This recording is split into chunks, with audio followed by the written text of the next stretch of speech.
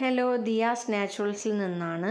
ഇന്ന് നമുക്ക് പ്രിപ്പയർ ചെയ്തപ്പോൾ പാളിപ്പോയ ഒരു പ്രോഡക്റ്റിനെ പറ്റിയാണ് കാണിക്കുന്നത്.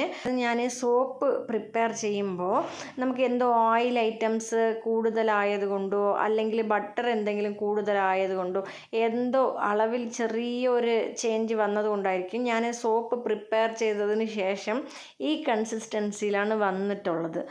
ഇത് നമുക്ക് ശരിയാക്കി എടുക്കുക എന്നുള്ളതേ ഉള്ളൂ. നമുക്ക് ഇതിന് വേണ്ടിയിട്ട് ഈ സോപ്പിൻ്റെ കൺസിസ്റ്റൻസി തിക്കാക്കാനായിട്ട് നമുക്ക് ഒന്നുകിൽ ഈ പ്രോഡക്റ്റിൽ നമുക്ക് വന്നിട്ട് ഓയിലോ ബട്ടറോ എന്തെങ്കിലും നമുക്ക് കൂടുതലുണ്ടെങ്കിൽ ഈ സോപ്പിൻ്റെ ബേസ് കുറച്ചുകൂടി നമുക്ക് വന്നിട്ട് മെൽറ്റ് ചെയ്ത് ചേർത്തിട്ട് മിക്സ് ചെയ്യാവുന്നതാണ്.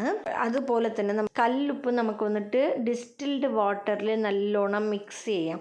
മിക്സ് ചെയ്ത് എടുത്തിട്ട് അത് ചേർത്തിട്ട് നല്ലോണം നമുക്ക് വന്നിട്ട് അഗെയിൻ മെൽറ്റ് ചെയ്തെടുക്കാം. മെൽറ്റ് ചെയ്തെടുത്തിട്ട് ബേസിൽ വെക്കുമ്പോൾ തന്നെ നമുക്ക് ഏകദേശം ശരിയാവാനുള്ള ചാൻസ് ഉണ്ട്. ഞാനിത് ചെയ്തപ്പോൾ എനിക്ക് ശരിയായി വന്നിട്ടുണ്ട്.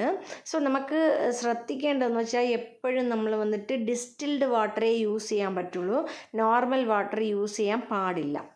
സോ കണ്ടില്ലേ, നമുക്ക് വന്നിട്ട് സോപ്പ് നല്ലോണം വന്നിട്ടുണ്ട്, നല്ല കൺസിസ്റ്റൻസിയിൽ വന്നിട്ടുണ്ട്.